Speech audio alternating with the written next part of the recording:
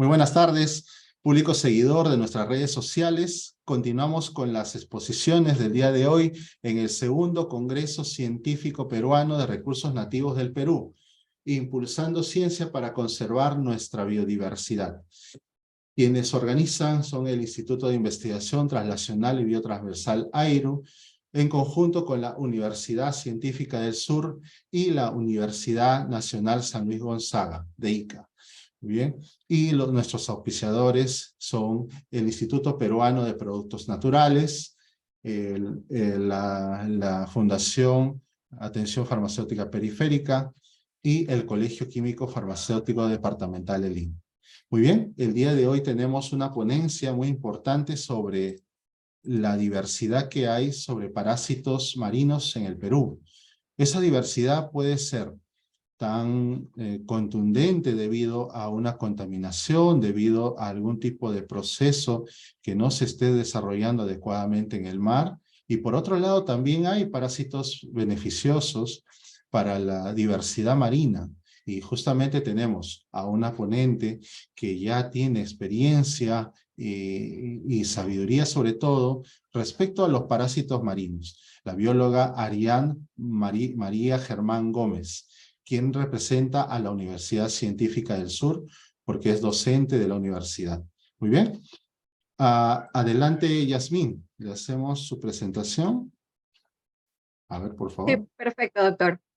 De hecho, hoy nos sumergiremos en el apasionante mundo marino de nuestra ponente, bióloga marina de la Universidad Científica del Sur, egresada y candidata a magíster de la maestría en Sanidad Acuícola de la Universidad Peruana Cayetano Heredia, directora y fundadora de Parasitando Divulgación Científica, organización juvenil certificado por la Secretaría Nacional de la Juventud del Ministerio de Educación, jefe de práctica y docente de la Universidad Científica del Sur. Adelante, les doy la palabra. ¿Qué tal con todos? Muy buenas tardes. Voy a proceder a compartir pantalla.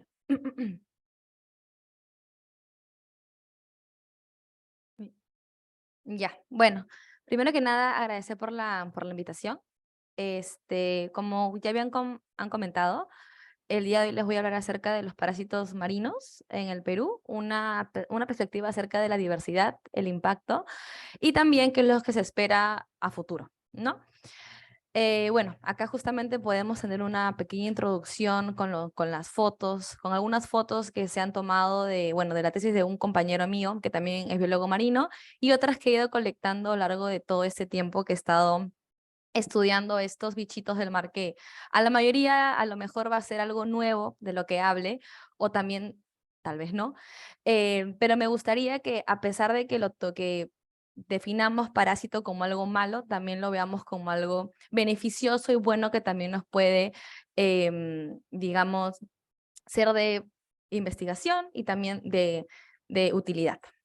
Entonces, me gustaría iniciar justamente con lo que acabo de mencionar, ¿no? Que es el término parásito en sí. Cuando hablamos del término de un parásito, hablamos de un organismo o de organismos que van a habitar dentro de otro al que vamos a denominar hospedero, y evidentemente a todos nos han enseñado que este parásito va a tener cierto beneficio sobre este hospedero, ¿no? Y evidentemente el hospedero no va a salir beneficiado. Sin embargo, este concepto es totalmente correcto. A la fecha, después de todo lo que he ido, digamos, leyendo, investigando y también enseñando parte de mis alumnos, es de que no está mal el concepto, sin embargo, hay algunas palabras que se deberían de añadir. Y vuelvo a recalcar con lo que justo quiero que se queden al final de esta ponencia, una vez que, digamos, destruyamos este concepto y lo volvemos a construir de una manera un poquito más amigable con los parásitos, y en especial del ámbito marino. Porque si bien conocemos a los terrestres, que como ya la mayoría sabe, suelen infestar de manera accidental en muchas ocasiones por diversos temas al humano, los parásitos del ambiente acuático no siempre van a tener, digamos, este objetivo. Entonces, empecemos con esta parte de acá. En el Perú, gracias a diversos factores, como por ejemplo su productividad primaria, va a permitir a su vez que sea conocido como un mar rico. que a su vez va a permitir también que tenga una gran cantidad de especies marinas, ¿no? Entonces, de acuerdo con Vildoso y colaboradores en 1999, vamos a poder ver de que existen alrededor de 727 especies ícticas marinas, que a su vez comparten 388 géneros y 138 familias, llegándose a estimar aproximadamente 900, de las que cual integran la ictiodiversidad del mar peruano. Ahí, por ejemplo, he colocado una foto, aquellos que lo reconozcan o no. Este de acá es el bonito, como se le conoce, que tiende a ser de diversos tamaños y científicamente es conocido como Sarda chiliensis. Ahora, si tenemos una gran cantidad de peces que podemos evidenciar dentro del mar peruano, y también lo voy a compartir a pesar que no es parte netamente de la ponencia, también tenemos una gran diversidad de peces que son cultivados o que encontramos en los cuerpos de agua no marinos, que son conocidos como dulceacuícolas. Por ende, también vamos a tener una gran diversidad de otras especies, como lo son los parásitos. Entonces, gracias a mi tesis de licenciatura pude actualizar hasta el 2021 lo que es una especie de checklist de las especies parásitas que se encuentran infestando peces de aspecto comercial también dentro de Perú, de las cuales podemos, por ejemplo, ver en la parte inferior, ¿no? Algunas son, como pueden ver, planas, otras son un poquito más, bueno, planas y se suelen ver solamente en un estereoscopio y otras son bastante evidentes. En total, gracias a mi tesis, pudimos rescatar junto con mis asesores 468 especies parásitas. Y esto gracias a una lista del trabajo de Luque y colaboradores, más artículos científicos, que fueron en total alrededor de 48. Ahora, ¿esto para qué en sí nos va a servir, no? Para que también podamos conocer la biodiversidad que no podemos ver fácilmente. ¿Y qué encontramos? Entonces, esta tabla de acá, que ven a continuación, que extraje del trabajo de Luques y colaboradores del 2016, nos puede indicar en simples... en una simple tabla, ¿qué es lo que podemos ver, ¿no? Por ejemplo, encontramos grupos de la clase monogenea, céstoda, digeneos, copepos, nemátodos, acantocéfalos, mixozoos, isópodos, aspidogastreos, anélidos, braquiuros. Entonces, a lo mejor para muchos será, esto es algo nuevo que no conozco, y ahí se los voy a presentar a continuación. De todos estos grupos taxonómicos que podemos ver, he tenido, lo digo con mucho orgullo, el placer de poder trabajar con algunos de ellos, como por ejemplo con los que vemos en pantalla, ¿no? Los artrópodos, a mi parecer, tienden a ser los más raros que he podido encontrar por la capacidad que tienen para modificarse para con sus hospederos. Por ejemplo, este copépodo, este artrópodo copépodo, identificado como Neobranquia lisa, que básicamente infesta o se encuentra de las branquias del pez conocido como Mugilcephalus o su nombre común, la lisa. Otro isópodo que es conocido como Nerocila acuminata, que viene a ser copépodo parásito. Esto creo que lo pueden reconocer al menos su grupo isópodos porque son los que llegan a suplantar la lengua del hospedero. Creo que es el más común, en especial en peces. Los que son, digamos, más variados, que son los platelmintos, por ejemplo, los que están a continuación, son los que he podido colectar de algunos trabajos o investigaciones que he hecho con mis alumnos acá, que bueno, aún no está publicado, pero espero que pronto. Tremátodos, monogeneos, céstoda, van a pertenecer a un solo grupo, que son los platelmintos. Como podrán ver acá, no he aplicado ningún tipo de tinción, así tal cual como vienen. Algunos tienden a acumularse, como comentaban, las branquias, como estos tremátodos, el Unitubolotestis pelamidis, o los monogeneos, que son totalmente planitos y se suelen caracterizar por tener en la parte posterior una especie de ventosas con ganchos.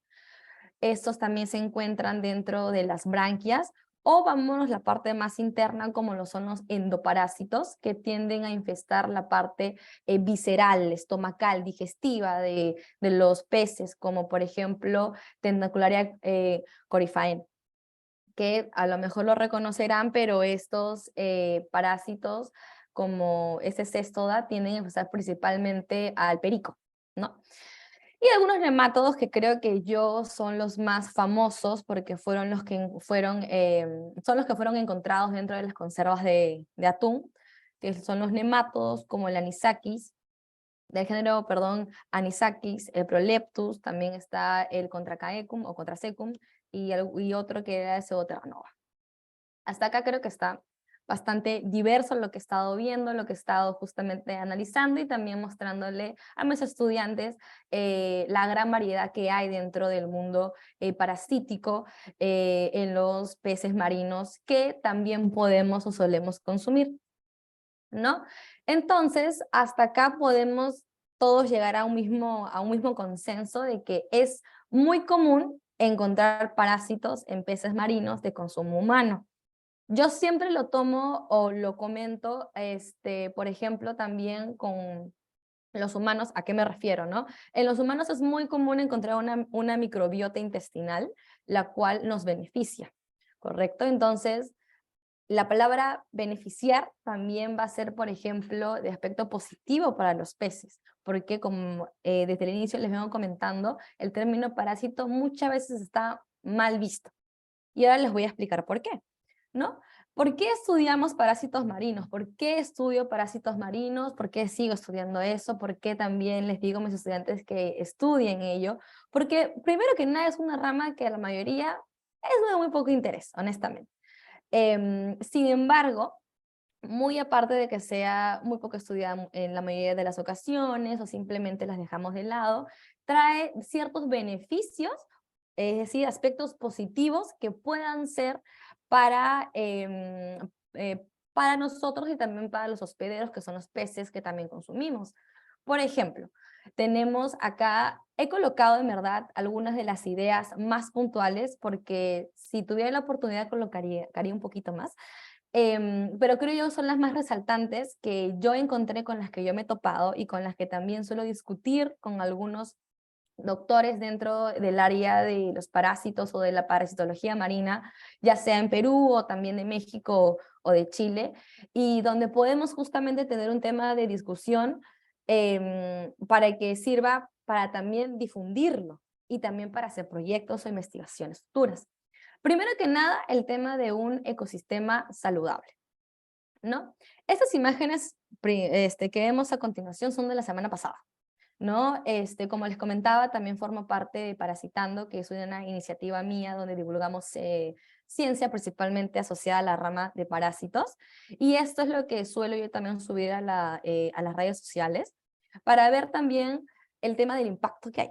Por ejemplo, como les comentaba, el ecosistema saludable. ¿Qué nos indica? Entonces, ustedes me dirán, ¿en dónde está? ¿Qué es eso? Justamente en la parte de abajo aparece, ¿no? Vienen a ser nemátodos enquistados, porque no están libres, enquistados en forma de un circulito, en las gónadas, básicamente de un jurel, de un Trachurus murphy, que también es una especie que consumimos nosotros en forma de filete. Y bueno, ¿no? Acá está justamente en las gónadas y acá ya está fijado. Entonces, ¿qué es lo que pasa? Los parásitos nos pueden indicar qué tan saludable o no puede estar un ecosistema y cómo se sobrelleva frente a diversos factores. Y un ejemplo claro es lo que estamos viviendo actualmente. Sabemos que estamos en una época donde está el evento El Niño. Entonces, el evento El Niño trae consigo masas de agua muy calientes, que también puede producir de que muchos hospederos migren, se vayan, porque la mayoría son de aguas frías, porque nuestro mar se caracteriza por tener aguas frías, y eso también puede incrementar la presencia de parásitos. Entonces, como les comentaba, es muy común encontrar parásitos, y vemos acá el impacto que hay cuando incrementa la temperatura, ¿no?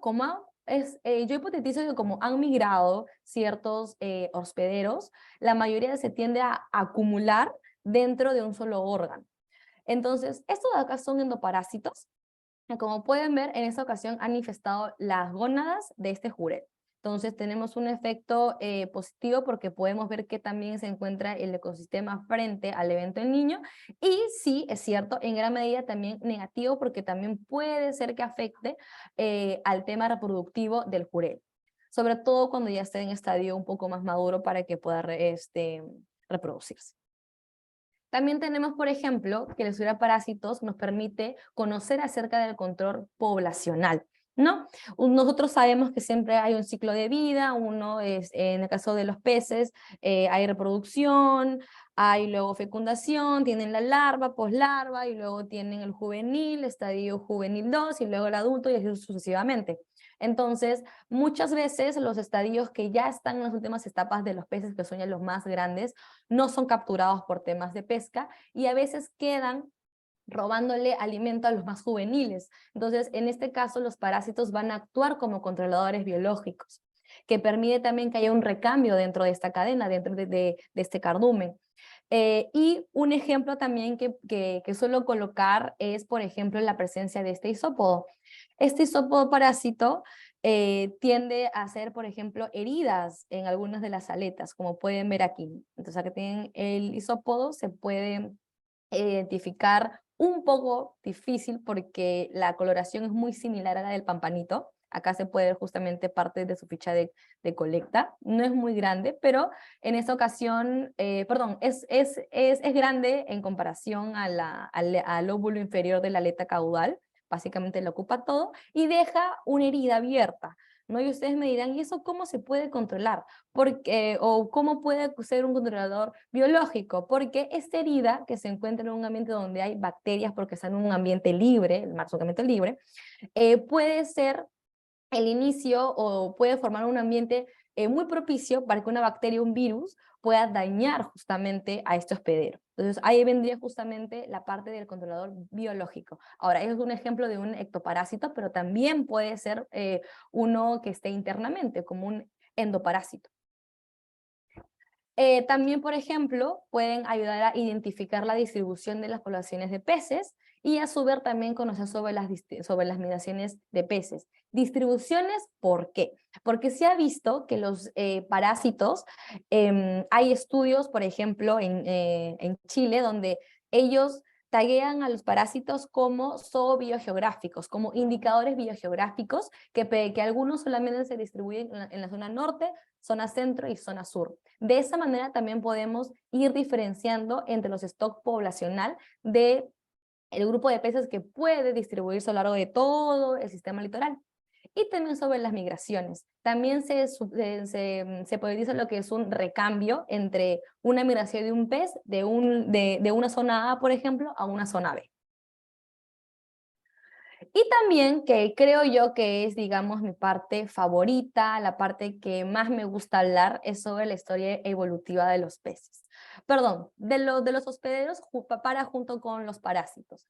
Entonces, hay parásitos que son estrictamente específicos a sus hospederos. Y un claro ejemplo de ello es este cestoda conocida como Gyrocotylia rugosa, el cual es específico, solamente se va a encontrar en el ejemplo que está abajo, que para aquellos que no lo conocen, se los presento, es el pejegallo. Es uno de los peces, digamos, más antiguos, porque es, digamos, un holocéfalo primo hermano de los tiburones. Tiene bastante tiempo dentro de, digamos, los cuerpos de agua, y son los últimos que quedan, digamos, de toda esta cadena de estos mismos, ¿no? Entonces, conocer la historia evolutiva de los peces también nos ayuda, por ejemplo, a armar ciertas ramas filogenéticas, entender su comportamiento, entender también ciertos patrones de distribución, cómo ha coevolucionado el parásito para que llegue a sobrevivir dentro, y compararlo con aquellos que son, digamos, más actuales, más de la nueva era, por alguna manera de decirlo. Y más que todo estudiar esta relación parásito, hospedero u hospedero parásito. Estos de acá, por si desean saber, se encuentran principalmente en la válvula espiral de estos holocéfalos. Listo. Y lo que hoy en día principalmente, digamos, está saliendo más a flote es el uso como bioindicadores ambientales, ¿no? Y tenemos justamente este artículo científico que va a servir como un antecedente, que más adelante también va a permitir que podamos hacer algunas conclusiones para lo que pasa en Perú. No, me gustaría iniciar con este pequeño concepto acerca de la bioacumulación. Para aquellos que no lo tengan en consideración, cuando hablamos de la bioacumulación, va a ser un proceso donde se deposita gradualmente y durante un tiempo determinado, por ejemplo, cierto químico, cierto compuesto en un organismo. En este caso hablamos de los peces, ¿no? Y este artículo principalmente habla de la presencia de metales pesados dentro de los peces. Entonces, ¿qué tienen que ver acá los parásitos? ¿Qué es lo que, cómo actúan? No, supuestamente son los que siempre hacen daño. Acá es, digamos, todo lo contrario. Para empezar, cuando hablamos de los acantocéfalos, estamos hablando de aquellos parásitos que se caracterizan por tener una especie de probóscide con garfios, con ganchitos. Entonces, estos se alojan principalmente en las paredes intestinales y son muy simples, muy rudimentarios, y se alimentan de los nutrientes justamente una vez que se insertan en este epitelio intestinal. Pero ¿qué tiene que ver justamente con el beneficio? ¿Qué tiene que ver con los metales pesados? Pues en breves, o mejor dicho, resumiendo todo ese artículo que sugiero que lo puedan leer, se ha visto que cestos y acantocéfalos, principalmente acantocéfalos, tienden a bioacumular metales pesados en peces que están infestando y tienden a degradarlos mucho mejor, mucho más rápido en comparación, por ejemplo, a otros tipos de cestos, otros tipos de limpiezas que se hacen. Acá está justamente el mecanismo de cómo actúa. En pocas palabras, el parásito va a tender a limpiar a su hospedero para, digamos, cuidar el hábitat donde éste está infestado. Entonces, ¿qué es lo que pasa? El metal pesado que se encuentra en la columna de agua ingresa justamente por las branquias, pasa al sistema circulatorio, el hígado, ya está acá, digamos, produciendo cierto daño hepático al intestino, donde justamente están los acantocéfalos, y acá lo que hacen los acantocéfalos mediante ciertos procesos químicos es eliminar y degradar. Degradan y luego se excreta, ¿sí? Entonces, acá vemos un beneficio que la verdad hasta el momento no se ha estudiado en Perú, pero sería bueno de poder ponerlo en práctica. Ese es un artículo de extranjero, entonces podría servir como un antecedente, como un precedente para poder iniciar este tipo de investigaciones. Metodologías de la investigación en parásitos. ¿Cómo puedo empezar, por ejemplo, a estudiar parásitos, ¿no? Creo yo que en verdad cualquiera en esos momentos ha visto un parásito en algún momento, a lo mejor uno acuático. Creo que la mayoría, como yo comentaba, lo ha podido oír en las noticias cuando apareció esta infestación de nematos anisáquidos en conservas de atún. Creo que son los más famosos. Sin embargo, también hay otros, como estaba comentando, ¿no? Entonces, primero que nada, creo yo que se debería de identificar ciertas taxas que puedan infestar dentro del cuerpo del hospedero. Por ejemplo, este diagrama lo hice fue como parte de una clase introductoria de la maestría de hace unos años, hace un año aproximadamente. Y nos mandaron a dibujar dónde se podían encontrar estos parásitos, ¿no? Yo no soy la mejor ilustradora, pero creo que hizo un buen trabajo. Y podemos ver que desde la cabeza hasta la aleta caudal podemos evidenciar que en algún momento es posible que aparezca algún parásito, ¿no? En la boca, en los ojos, en la superficie del hospedero, es decir, la piel, en las aletas. Algunas veces, algunos peces tienen como una boca protáctil que salen para que puedan justamente capturar su alimento. En esos pliegues que hay de la boca protáctil pueden engancharse, ¿no? Tienen diversas modificaciones los parásitos que han permitido que hasta la actualidad puedan sobrevivir, ¿no? Frente a diferentes factores. También, bueno, eso serían principalmente los ectoparásitos, pero también encontrábamos los endoparásitos, que van a estar, como mencionaba, en la parte del músculo, en la parte del sistema digestivo. A veces cuando estos sienten el cambio brusco de temperatura suelen migrar. y también por esa razón se ha podido encontrar en las gónadas, porque recuerden que se saca del mar frío, pasa y a veces se rompe la cadena de hielo, entonces estos migran, automáticamente migran o tienden a enquistarse, forman como una especie de cutícula que se suele pegar en el epitelio, pero para la parte externa y a veces para la parte interna.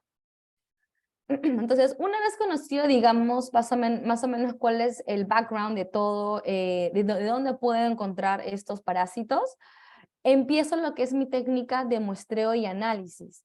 Eso sí, siempre menciono, depende mucho del enfoque que tú le des al estudio o a la investigación que vas a hacer, ¿no?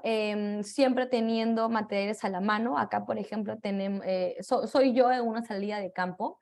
Si bien es cierto, consideramos todos los aspectos del hospedero, como por ejemplo el tema del peso, la talla, de dónde se extrae, para ir teniendo una base de datos, siempre con guantes, porque ¿qué es lo que pasa? A veces puedes encontrar en la superficie monogeneos, si tú lo agarras con la mano y se pegan, entonces el guante puede ser luego lavado con agua destilada, con agua de mar y luego se conserva con pinzas.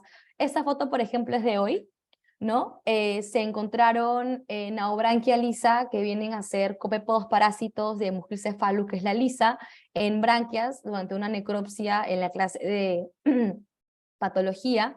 Y como podrán ver, acá tengo pinceles. Entonces, los pinceles van a ser un instrumento útil para que yo pueda, digamos, de una manera u otra, relajar las maxilas de este copépodo y pueda soltar el filamento branquial y pueda atender el ejemplar completo. Y luego colocarlo en un vial, colocarlo en este caso con alcohol porque viene a ser un copépodo, y a identificarlo y colocarlo con su ficha de colecta. Acá, por ejemplo, también estamos en una salida de campo junto con mis voluntarios. Les estoy enseñando, bueno, encontramos dentro del estómago de, si no me equivoco, era de una lorna, muy, y son crustáceos. Los crustáceos también son hospederos intermediarios, por ende también pueden haber dentro de estos muy que se encuentran dentro del estómago de este pez, también parásitos, porque es un medio, es una vía de transmisión. Ahora, los pasos, como les comentaba, principalmente ya tenemos, por alguna manera de decirlo, la recolección de muestra, hacemos un examen macroscópico, siempre considerando, como ya comenté, pinzas, guantes. Cuando yo encuentro el parásito, siempre tengo que ir trabajando, como comentaba, con los pinceles, pinzas punta fina en un estereoscopio. ¿Sí? Identifico las estructuras que veo que me llaman más la atención. ¿Por qué? Porque justamente suele pasar que las estructuras que me llaman mucho más la atención, que son más vistosas, sirven para poder identificarlos. Y de esa manera puedo comparar con ciertas referencias taxonómicas, además de las consideraciones de los hospedero, es decir, mis antecedentes que ya he tenido. Y siempre documentando todo. ¿Por qué? Porque, por ejemplo, hoy día se ha comentado durante la clase de patología, ¿cuál va primero? ¿Mi análisis patológico cuando voy a extraer bacterias o mi análisis parasitológico? Entonces, primero vamos por el patológico para ver bacterias porque tiene que estar todo limpio, y siempre ir tomando foto de donde va a estar tu parásito, porque como comentaba, muchas veces pueden encontrarse vivos aún estando muerto el pez. Perdón, el pescado. Cuando está muerto se llama pescado. Entonces, una vez que tomamos foto, ya sin querer he grabado dónde estaba inicialmente. Si suele moverse no hay ningún problema porque solamente voy a capturarlo, pero ya sé dónde ha estado inicialmente. Y esta foto, como les comenté, bueno, esta foto de acá es del contenido estomacal de un tiburón, ¿sí? Como les comenté previamente, y si no se los comento, el tema de la dieta o del contenido estomacal es muy importante. Les había comentado que habíamos encontrado muy que también es un crustáceo. Este de acá es un cangrejo, estaba tal cual así enterito dentro de la válvula espiral, que es, digamos, el intestino de un tiburón. Y también encontramos acá nemátodos, que son esos gusanitos tipo los anisakis. Entonces, es importante también el estudio de la dieta o de la ecología trófica de los hospederos porque me permite saber de dónde vino inicialmente el parásito.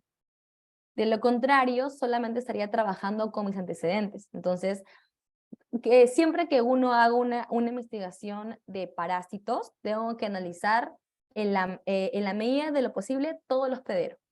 Siempre teniendo todos los materiales ya comentados y siempre trabajando con alguien que te ayude, porque analizar un hospedero te suele tomar, si lo vas a hacer muy bien, mínimo un día. Técnicas, bueno, parte de las técnicas también de análisis son el tema de las fijaciones.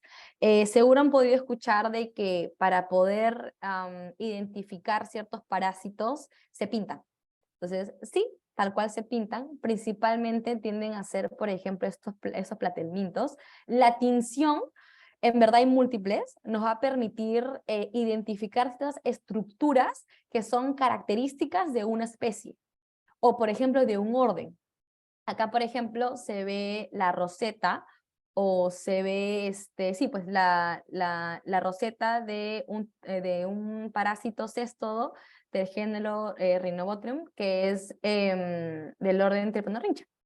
Entonces, acá pasamos por una serie de baterías de tinción, y en verdad yo pienso que es como un arte, porque tienes que tener, es 1 minuto, 2 minutos, 3 minutos, o sea, es solamente segundos, porque al inicio que me ha pasado, digamos, he hecho la tinción y me ha salido mal porque lo he dejado mucho tiempo.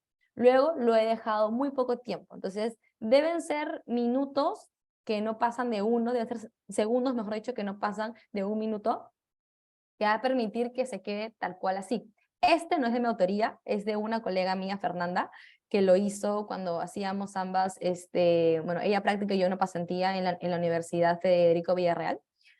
Y este de acá es otro que no está pintado, no hay ninguna tinción, así se ve naturalmente. Entonces, ¿pero por qué lo he colocado acá? Porque también suele a veces hacerse cierto tipo de tinción a monogéneos para que se puedan ver, o también cierto tipo de lectura microscópica o microscopía electrónica para que se puedan ver justamente los ganchitos que se tienen, que permiten que se agarre, que se enganche a las branquias del hospedero. Lo que ven al costado o a continuación, yo lo voy a enfocar un poquito más al área de sanidad. ¿Por qué? Porque, como les comentaba y les vengo comentando, los nemátodos parásitos tienden a ser famosos por haber aparecido, al menos acá en Perú, en latas de conservas de atún. Entonces, frente a ello, se hizo una especie de informe hecho por Sanipes, que es la entidad encargada de ello, para, digamos, intentar controlar, ¿no? Entonces, acá hay diferentes tipos o estrategias que se utilizan para poder analizar los nemátodos. Aquí, por ejemplo, estas de acá indican más que todo una observación macroscópica. Por esa razón, dentro de las empresas que tienden a trabajar con productos pesqueros, con peces, ¿no? Tienen que estar observando minuciosamente. Porque si ustedes se dan cuenta aquí, el nemátodo tiende a ser transparente. Y solamente cuando lo fijas en formol caliente, o en alcohol caliente, perdón, estos cambian otro color, o sea, se ponen un poquito más blanquecinos, ¿no? Una de las técnicas que se han estado probando es el tema de la bioluminiscencia y el prensado. Acá no he colocado el prensado porque no lo he encontrado en peces, lo he encontrado más que todo en cefalópodos, pero bueno, como dije que me voy a enfocar más a peces. Empecemos con la bioluminiscencia. Lo que pasa es de que en el proceso de descomposición, la histidina se convierte a histamina y tiende a ser bioluminiscente.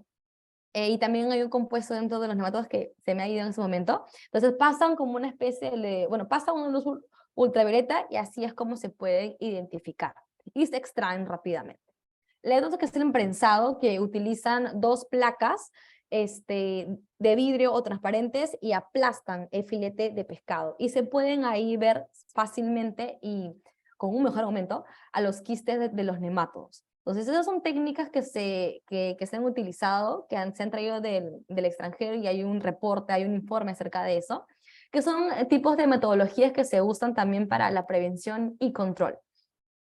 Hasta el momento, honestamente, yo no he probado en práctica eso, pero espero poder hacerlo pronto. Ahí, en caso les interese, en la parte de abajo dejo el trabajo para que puedan leerlo con mayor detalle. En el tema de la fijación, en verdad yo le agradezco mucho a la doctora Lidia Sánchez, que ella es curadora y la encargada del área del mitos e invertebrados afines del Museo de la Universidad Mayor de San Marcos, porque ella me proporcionó justamente esa información. Y también me indicó algo que también lo corroboró un colega, de que el tipo de fijación, la metodología que uno emplee, en verdad, va a variar dependiendo del investigador y de la que crea que es mejor para su trabajo. ¿Por qué? Porque van a encontrar ese tipo de metodología, pero las horas, el porcentaje puede variar. Esto varía en guías, varía también en documentos. Yo creo, a mi libre parecer, y también como yo lo he aplicado, la mejor técnica que tú puedas utilizar o que puedas tú cambiar, aplícala. Porque como podrán ver y como también les comenté, por ejemplo, el tema de la atención para mí es un arte y en verdad los minutos pueden variar, es cosa de práctica. Y también de acá en el tema de la fijación. Lo que sí siempre, y me han recalcado bastante desde que empecé en el tema de los parásitos, es de que nunca trabajes en seco. Tú tienes una muestra y automáticamente tienes que colocarla en un líquido. De preferencia, solución fisiológica o agua destilada, que va a permitir limpiar el tejido al cual el parásito se ha fijado. Porque siempre queda un poco de sangre, siempre queda un poco de tejido que tú vas a querer limpiar.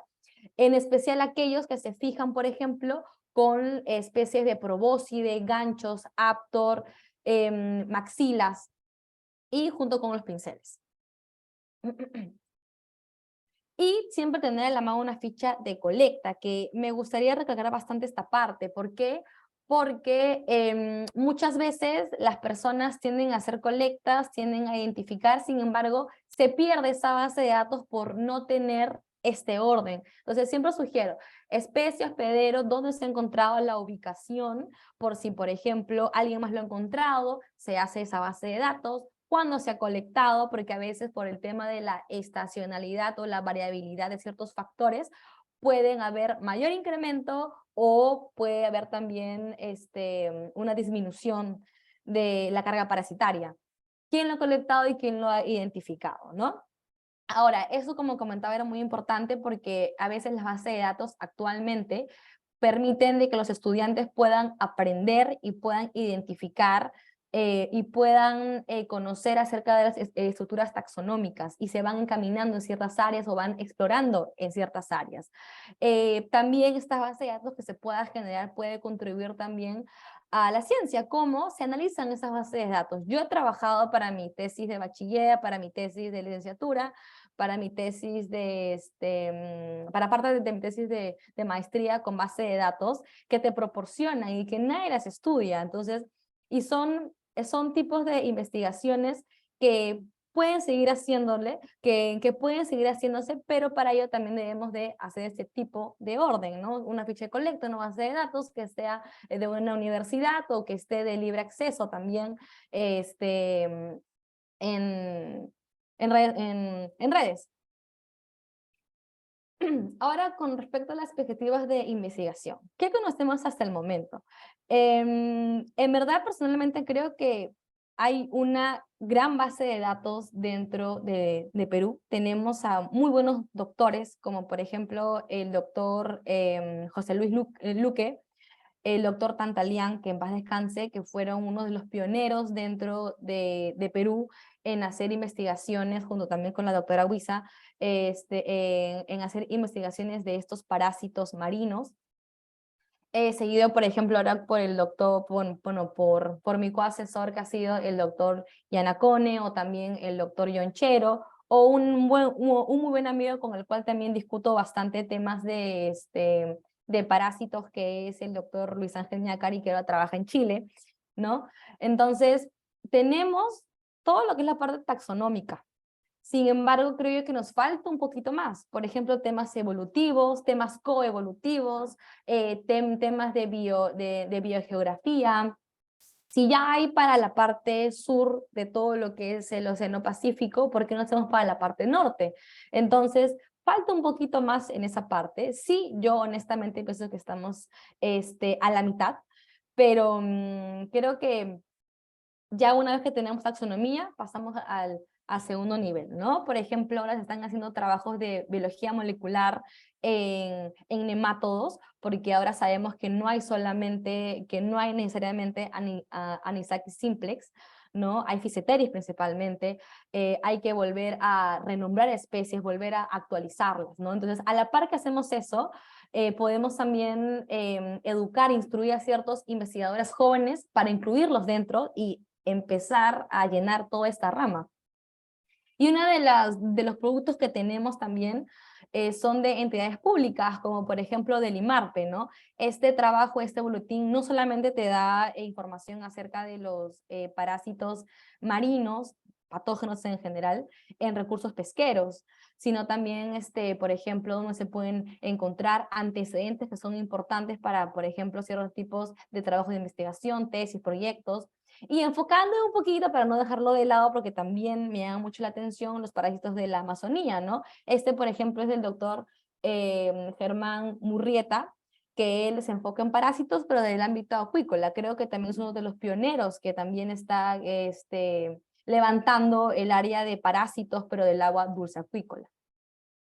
Acá también, por si les interesa, hay técnicas de fijación, colecta, que también he seguido para mejoras de mi propia formación dentro de esta área. Si bien es cierto, sabemos ahora, ¿no? Creo que hay un mejor concepto de los parásitos, hay maneras de poder también comunicarlo, ¿no? Entonces existen áreas, existen pequeñas partes prometedoras que puedan justamente estudiarse mejor en el futuro, como son, bueno, yo he colocado solamente 3, ¿no? Como es la ecología de parásitos, el estudio del impacto del cambio climático, o también algo que me dedico bastante, que es la tecnología para divulgar ciencia y también para difundir ciencia. Entonces, por ejemplo, en el tema de la ecología de los parásitos marinos, tenemos que entender acerca de la interacción que hay entre los hospederos y entre los parásitos. Comprender que el sistema, que el ecosistema marino es un ambiente que constantemente está en cambio, y no solamente desde un aspecto natural, sino también desde un aspecto artificial por nosotros muchas veces. Entonces, sería, por ejemplo, importante concentrarse en estudiar la dinámica de las comunidades parásitas y cómo van a responder a estos cambios ambientales. O también, por ejemplo, si nos basamos en el cambio climático, creo que acá todos sabemos que el cambio climático tiende a ser un tema muy controversial, muy discutido.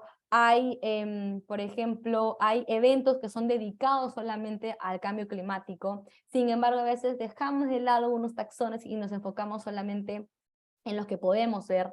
Entonces, ¿por qué no investigamos acerca de cómo estos cambios tienden a afectar directamente a la población de peces y la carga parasitaria, que también podría ser importante para poder mitigar y prevenir ciertos impactos?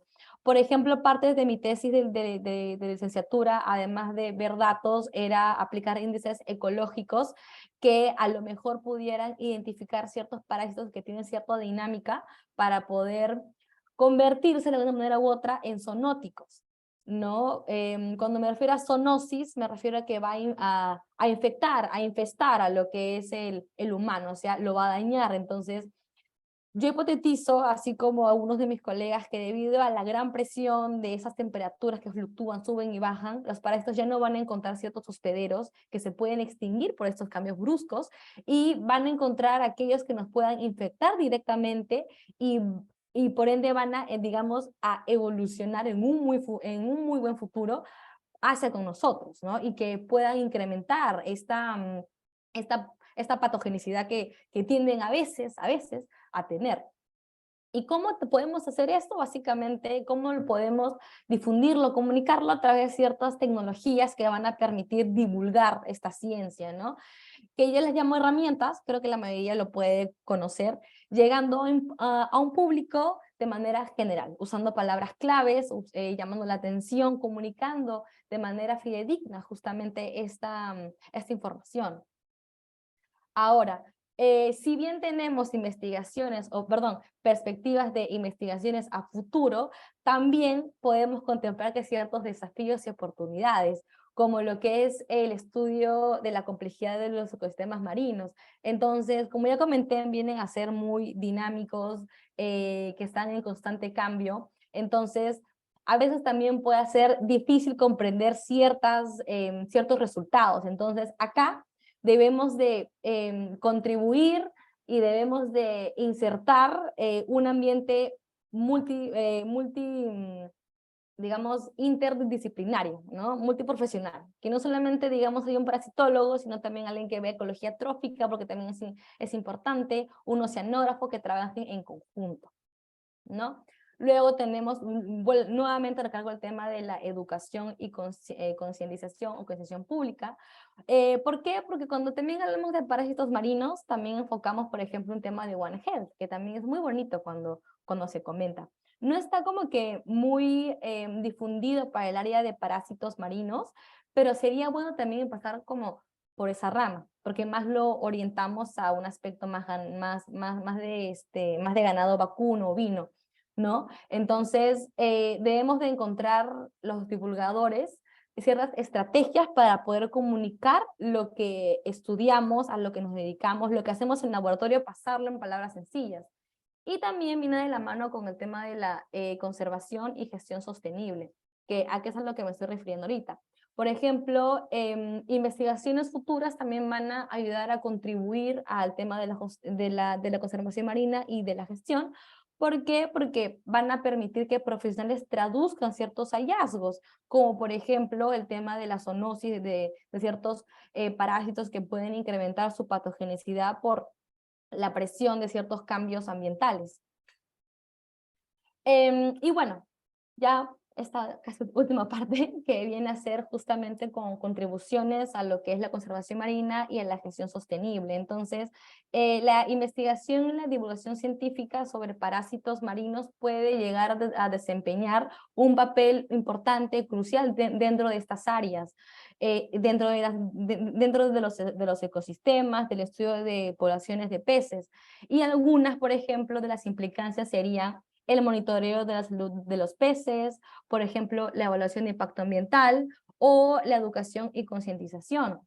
El monitoreo de la salud de los peces, en este caso, porque en la medida de lo posible nos va a permitir tomar ciertas medidas de manejo para cuando, por ejemplo, se vean los peces muy críticos por una gran cantidad o un gran porcentaje de prevalencia e infestación o intensidad, perdón, de infestación o infección de estos parásitos. El tema de la evaluación ambiental lo toco pero con muchas pinzas. ¿Por qué? Porque hoy en día tenemos diversas consultoras que hacen evaluación de impacto ambiental, ¿no? Y evalúan ciertas zonas que, por ejemplo, antes de un proyecto, qué cantidad, por ejemplo, de artrópodos, reptiles hay, ¿no? Sin embargo, cuando ven cuerpo de agua, solamente consideran o suelen considerar solamente los peces. Sin embargo, no siempre es así. No incluimos a ciertas taxas, como por ejemplo son los parásitos. Entonces, como ya han podido ver, a partir de los parásitos que pueden ser considerados bioindicadores, podemos tener ciertas respuestas. Y por último, el tema de la educación y concientización, que vuelvo a recalcar. ¿Por qué recalco bastante eso? Porque esto de concientizar, divulgar, comunicar ciertos hallazgos me ha llevado a formar justamente la primera página de parasitología acuática dentro de Perú, que es conocida, como ya lo he mencionado, como Parasitando Divulgación Científica. Entonces, acá básicamente difundimos ciencia relacionada a lo que son parásitos marinos, y tenemos, bueno, yo he colocado este lema, que es parasitología acuática al alcance de todos, un conocimiento en acción, ¿no?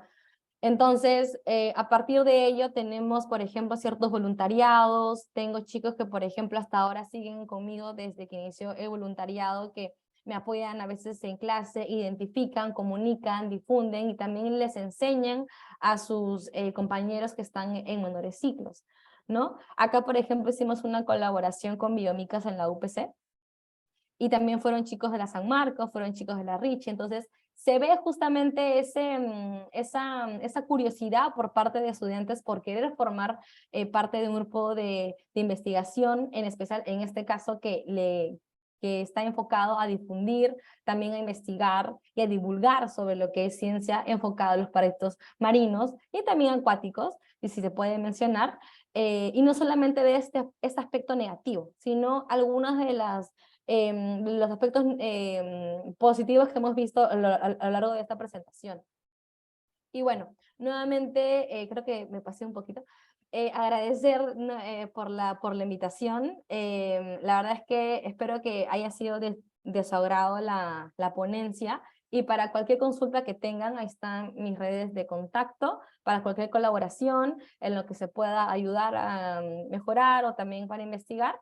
Y bueno, hasta una próxima más oportunidad, y muchas gracias.